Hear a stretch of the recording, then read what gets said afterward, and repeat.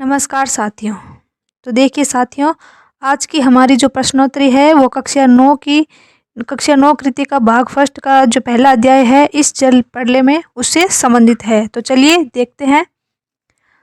प्रश्न नंबर 1 है, फणीश्वर नाथ रेणु ने सूखा और बाढ़ पर अत्यंत मर्मस्पर्शी रिपोर्टाज किस नाम से लिखे? तो आपका उत्तर हो जाएगा ऋणजल धनजल। प्रश्न नंबर 2 है, रेणु की रचना इस जल प्रलय में कौन सी विधा है?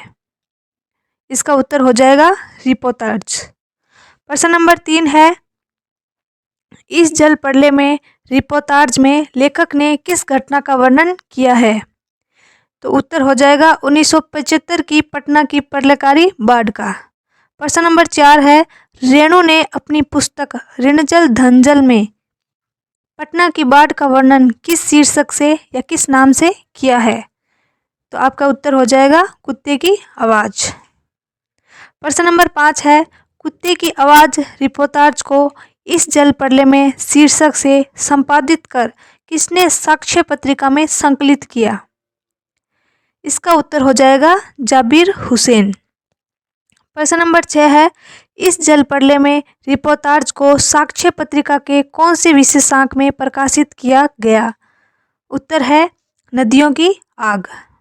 प्रश्न नंबर 7 है, रेणु के गांव में किन नदियों की बाढ़ से पीड़ित लोग पनाह लेते थे? तो इसका उत्तर है कोसी, पनार, महानंदा, गंगा नदी। प्रश्न नंबर 8 है, लेखक ने 10 साल की उम्र के बाद किस रूप में या किस हैसियत से बाढ़ पीड़ित क्षेत्रों में काम किया? तो इसका उत्तर हो जाएगा बॉय स्काउट, स्वयंसेवक, राजनीतिक कार्यकर्ता और रिलीफ वर्कर। प्रश्न नंबर 9 है, हाई स्कूल में पढ़ते समय लेखक ने किस विषय पर लेख लिखकर प्रथम पुरस्कार प्राप्त किया? तो उत्तर हो जाएगा बाढ़ पर लेख लिखकर प्रथम पुरस्कार प्राप्त किया। प्रश्न नंबर 10 है, फणीश्वर नाथ रेणु ने बाढ़ से संबंधित कौन कौन से रिपोर्टाज लिखे? तो इसका उत्तर हो जाएगा जय गंगा 1947, डायन कोसी 1948, हड्डियों का पुल 1948। प्रश्न नंबर 11 है, सन 1967 में पटना शहर में 18 घंटे की अविराम वृष्टि के कारण पुनपुन का पानी किस हिस्सों में घुस आया था? तो उत्तर हो जाएगा राजेंद्र नगर और कंकड़ बाग। प्रश्न नंबर 12 है, अब कहाँ जाइएगा, कॉफी हाउस में तो अबले पानी आ गया होगा। तो यह कथन किसने कहा? तो ये कहा रिक्शे वाले ने। प्रश्न नंबर 13 है, पाठ में आए अनवरत, अनगरल, अनगढ़, स्वगोक्ति शब्द से क्या आशय है? तो इसका हो जाएगा उत्तर हो जाएगा अनगरल का अर्थ हो जाएगा बेतुकी, विचारहीन या मनमानी, यानी कि बिना तुक की बात, जिस बात का कोई तुक नहीं हो। दूसरा है अनवरत, तो इसका निरंतर, लगातार, इसका अर्थ हो जाएगा। और तीसरा है अनगढ़, इसका हो जाएगा बेडोल या टेढ़ा मेढ़ा, यानी कि जिसका कोई रूप नहीं हो।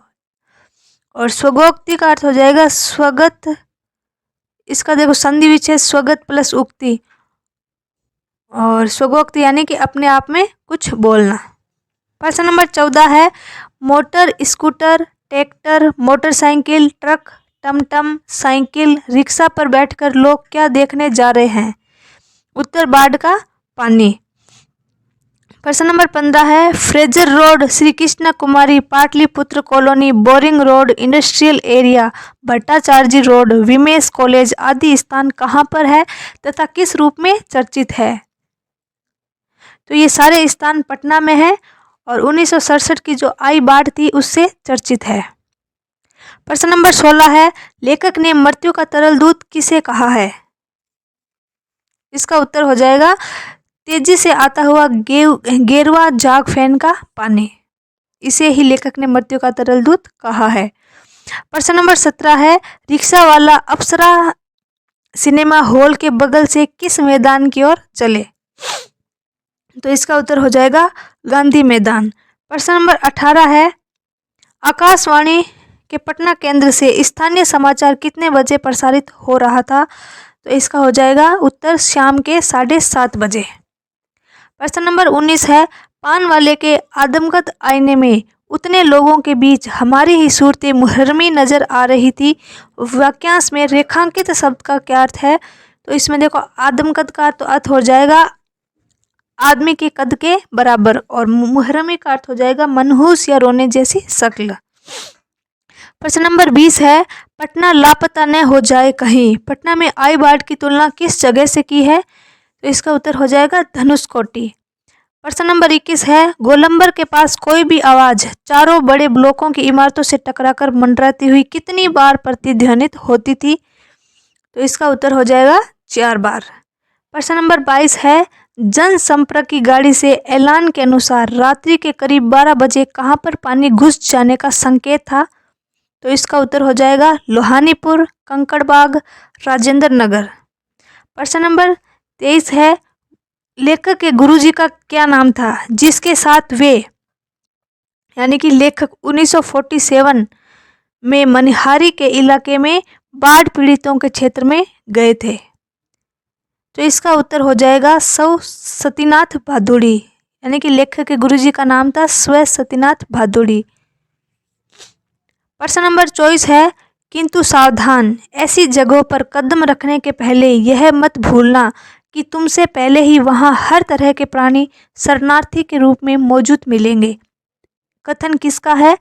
तो ये कथन है सतीनाथ भादुड़ी का, और ये लेखक को सावधान कर रहे हैं। प्रश्न नंबर 25 है, 1949 में महानंदा की बाढ़ से घिरे वापसी थाना के एक गांव में कौन गए थे? तो इसका उत्तर हो जाएगा लेखक और रिलीफ के डॉक्टर। प्रश्न नंबर 26 है, लेखक मुसहरों की बस्ती में क्यों गए थे? इसका उत्तर हो जाएगा परमान नदी की बाढ़ से पीड़ितों को राहत बांटने। प्रश्न नंबर 27 है, बलवाही नृत्य कौन कर रहे थे? तो इसका उत्तर हो जाएगा मुसहरी जाति के लोग, यानी कि आदिवासी लोग। प्रश्न नंबर 28 है, बलवाही नाच देखते समय लेखक को किसकी याद आ जाती है? तो इसका उत्तर है अपने मित्र भोला शास्त्री की। प्रश्न नंबर 29 है, 1937 में लेखक बालचर थे, तब कहां पर बाढ़ आई थी? इसका उत्तर हो जाएगा सिमरौनी शंकरपुर में। प्रश्न नंबर 30 है, सन 1967 में पुनपुन का पानी राजेंद्र नगर में घुस आया था। राजेंद्र नगर कौन से शहर में स्थित है जहां लेखक भी रहते थे? तो इसका उत्तर हो जाएगा पटना में। प्रश्न नंबर 31 है, लेखक को अचानक अपने कौन से मित्रों की याद आई जो Pataliputra colony Shri Krishnapuri boring road के अथाह जल में गिरे हैं? उनका नाम बताइए। तो इसका उत्तर हो जाएगा जितेंद्र जी, विनीता जी, बाबू भैया, इंदिरा जी। प्रश्न नंबर 32 है, लेखक स्मृतियों में खोए हुए नरपतगंज थाना चक्करदाहा गांव के पास छाती भर पानी में खड़ी एक आसन प्रसवा को याद कर रहे थे। यह घटना किस समय की है? तो उत्तर हो जाएगा पिछले साल अगस्त की। प्रश्न नंबर 33 है, दिनकर अतिथिशाला से आगे बस्ती के पास जहां मोड़ है, अवरोध है, वहां पानी उछल रहा था। लेखक को लगा जो पानी उछल रहा था वो लेखक उसे क्या समझ रहे थे? जैसे, इसका उत्तर हो जाएगा जैसे बच्चे उछल रहे हों। प्रश्न नंबर 34 है, गोलंबर के गोल पार्क के चारों ओर पानी नाच रहा था, तब इस दृश्य को देखकर लेखक की क्या इच्छा हुई? इसका उत्तर हो जाएगा टेप रिकॉर्डर और मूवी कैमरा की, ताकि वो दृश्य रिकॉर्ड कर लिया जाए। प्रश्न नंबर 35 है, लेखक के पास एक मूवी कैमरा होता, एक टेप रिकॉर्डर होता तो क्या होता? तो प्रश्न नंबर जो 35 है उसका उत्तर आप कमेंट करके बताना कि इसका आपके हिसाब से क्या उत्तर हो सकता है। प्रश्न नंबर 36 है, यह जब दानापुर डूब रहा था तो पटनिया बाबू लोग उलटकर देखने भी नहीं आए। अब बुझो लेखक द्वारा इस कथन से किस मानसिकता को प्रकट किया गया है? तो इसका उत्तर हो जाएगा निहित स्वार्थ। प्रश्न नंबर 37 है, सोचा एक सप्ताह की खुराक एक ही साथ ले लूं। यहाँ लेखक ने सप्ताह की खुराक किसे कहा है? इसका उत्तर हो जाएगा लेखक ने जो पढ़ने के लिए पत्र पत्रिकाएं ली थी उसे ही कहा गया है। प्रश्न नंबर 38 है, लेखक ने मुस्टंड और गवार किसे कहा है? तो इसका उत्तर हो जाएगा दानापुर के एक ग्रामीण को। प्रश्न नंबर 39 है, लेखक ने इस रिपोर्टाज में किन किन जगहों की बाढ़ का वर्णन किया है? तो एक 1937 सिमरवनी शंकरपुर में बाढ़ आई उसका वर्णन किया है। नंबर 2 1947 में मनिहारी इलाका यानी कि कटिहार जिला में बाढ़ का वर्णन किया है। और नंबर 3 है 1949 महानंदा की बाढ़ का वर्णन किया है। और 4 में 1967 पटना शहर में बाढ़ का वर्णन किया है। प्रश्न नंबर 40 है, बाढ़ की खबर सुनकर लोग किस तरह की तैयारी करने लगे? तो इसका उत्तर हो जाएगा, लोगों ने घर में ईंधन, आलू, मोमबत्ती, दिया सलाई, पीने का पानी, कंपोस्ट की गोलियां जमा कर बैठ गए। दुकान के निचले हिस्सों से सामान हटाया जाने लगा। प्रश्न नंबर 41 है, बाढ़ की सही जानकारी लेने और बाढ़ का रूप देखने के लिए लेखक क्यों उत्सुक था? इसका उत्तर हो जाएगा, क्योंकि लेखक को गांव में रहते हुए बाढ़ से गिरने, बहने, बसने और भोगने का अनुभव कभी नहीं हुआ, इसलिए पानी कैसे घुस गया है ये देखने के लिए उत्सुक था। प्रश्न नंबर 42 है, सबकी जबान पर एक ही जिज्ञासा, पानी कहाँ तक आ गया? इस कथन से जन समूह की कौन सी भावनाएं व्यक्त होती है? तो इसका उत्तर हो जाएगा, कौतूहल, उत्सुकता, सुरक्षा की भावना व्यक्त होती है। प्रश्न नंबर 43 है, खरीद बिक्री बंद हो चुकने पर भी पान की बिक्री अचानक क्यों बढ़ गई थी? तो इसका उत्तर हो जाएगा, पान की दुकान में रेडियो था और वहां स्थानीय समाचार का प्रसारण हो रहा था। लोग बाढ़ की जानकारी सुनने को उत्सुक थे, जिसके कारण पान की दुकान में भीड़ थी। शायद यही कारण है कि पान की बिक्री अचानक बढ़ गई थी। प्रश्न नंबर 44 है, जब लेखक को यह एहसास हुआ कि उसके इलाके में भी पानी घुसने की संभावना है तो उसने क्या क्या प्रबंध किए, यानी कि लेखक ने क्या क्या प्रबंध किए? तो इसका उत्तर हो जाएगा, आवश्यक ईंधन, आलू, मोमबत्ती, दिया सिलाई, पीने का पानी, कंपोस्ट की गोलियां इकट्ठा कर ली और पढ़ने के लिए कुछ किताब। हम प्रश्न उत्तर लेके आएंगे। तो ये कैसा लगा कमेंट करके ज़रूर बताना।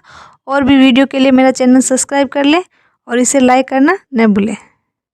तो नेक्स्ट जो हमारा अध्याय है वो है मेरे संग की औरतें, मृदुला गर्ग का है, उससे रिलेटेड प्रश्न उत्तर लेकर आएंगे। तब तक के लिए जय हिंद, जय भारत।